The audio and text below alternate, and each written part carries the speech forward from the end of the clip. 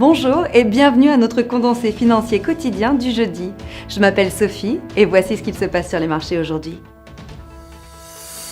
Le régulateur hollandais des marchés a sanctionné Volkswagen d'une amende de 450 000 € pour avoir induit en erreur les consommateurs qui ont acheté ces véhicules diesel entre 2009 et 2015. La livre sterling a affiché des pertes considérables lors de la session de mardi, même si les 7 banques principales de la Grande-Bretagne ont réussi avec succès les tests de résistance de la Bank of England.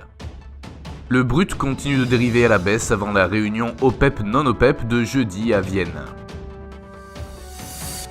La paire livre-dollar montre les signes d'une correction mineure à la baisse, mais le sentiment cumulatif des traders montre un ratio de 2 vendeurs pour 1 acheteur. La paire dollar-yen reste sous pression négative, l'Average Directional Index montre un signal baissier. Le cours du pétrole brut a perdu 1,85% au cours des dernières 24 heures, le CCI est actuellement positif et la stochastique signale le surachat.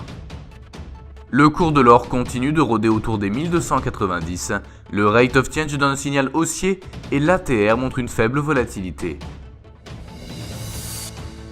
Les dépenses personnelles de consommation de référence aux États-Unis seront publiées à 13h30 GMT, l'indice des prix à la consommation dans la zone euro à 10h GMT, le CPI national du Japon à 23h30 GMT, le taux de chômage en Allemagne à 9h GMT, le compte courant au Canada à 13h30 GMT et l'enquête GfK sur la confiance des consommateurs en Grande-Bretagne à minuit 1 GMT.